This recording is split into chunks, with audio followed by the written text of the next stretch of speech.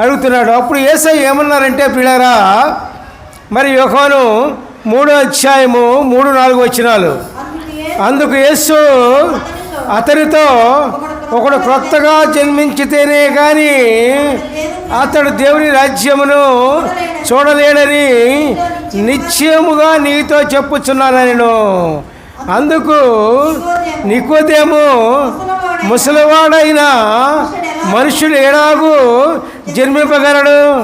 రెండవ మారు తల్లి గర్భమందు ప్రవేశించి జన్మింపగలడా అని ఆయనను అడుగగా, దేవునికి స్తోత్రం, హల్లెలూయా, ప్రైజ్ ది లార్డ్. అప్పుడు దేవుడు ఏమన్నారండి? యేసు ప్రభు ఏమన్నారు? ఆయన కొత్తగా జన్మించితేనే కానీ దేవుని రాజ్యాన్ని చూడలేడు. కొత్తగా జన్మించడం అంటే కొత్త బట్టలు వేసుకోవటమా, కొత్తగా అలంకరించుకోవటమా?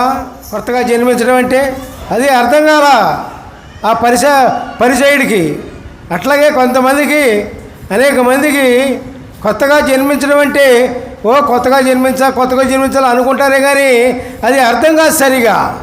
దేవుడు పూర్తిగా ఎంతో వివరంగా చెప్తూ ఉన్నాడు యేసు ప్రభు వారే. కొత్తగా జన్మించడం అంటే ఏంటో, మరి కొత్తగా జన్మించితేనే కానీ దేవుని రాజ్యాన్ని చూడలేడు. నూతనంగా జన్మించకపోతే దేవుని రాజ్యాన్ని చూడలేడు పిల్లలు ఎవరో కూడా. అందరూ కూడా భూలోకంలో జన్మిస్తారు. ఈ యొక్క మనుషులకు నూతన జీవితం రాకుండా దేవుని రాజ్యాన్ని చూడలేడు. కాబట్టి అందుకే దేవుడు ఏం చెప్తున్నారంటే, కొత్తగా జన్మించితేనే కానీ దేవుని రాజ్యాన్ని చూడలేరు. ఆ కొత్తగా జన్మించడం అంటే ఏంటో తర్వాత పూర్తిగా వివరణతో సహా మనకు యేసుప్రభు వారు చెప్తారు. యేసుప్రభు వారు చెప్పిన దానికంటే మనకు ఇంకా తక్కువే ఉందండి.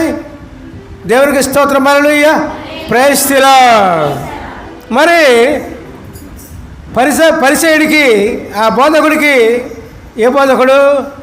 ధర్మశాస్త్ర బోధకుడికి అర్థం కాక అనుకున్నాడు. ఏమనుకున్నాడు?